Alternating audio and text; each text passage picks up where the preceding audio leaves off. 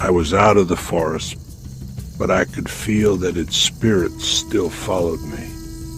The executioner's rifle was aimed at my grandparents' and great-great-grandfather's backs.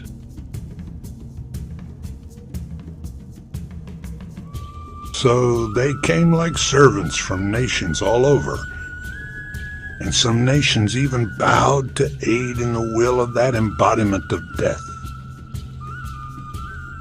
That man who was death, and they served because they loved death. In his name, my grandparents were marched with assault rifles to their backs. I could see them, but they could not see me.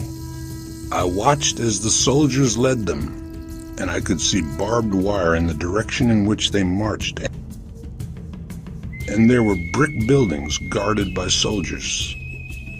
There were smokestacks and crematoria. And when I looked closely, there among the soldiers, I could see unarmed men and women.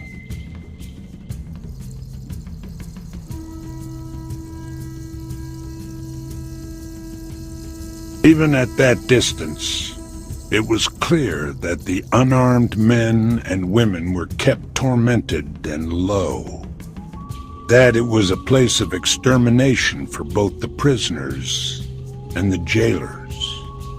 There would be no men and no women left when the conflict was over, only shells of what was once formerly human.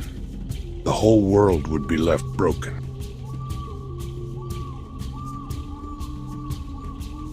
You could see the way they worshipped it and venerated it with their human blood and treasure.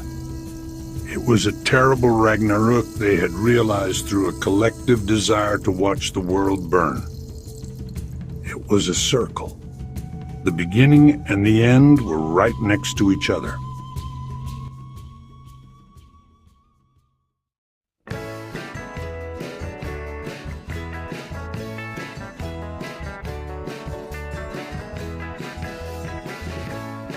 Loud engines roared in the factories of the warehouses where the prisoners were tortured, where slaves at gunpoint were expended for labor until they had no life left inside them.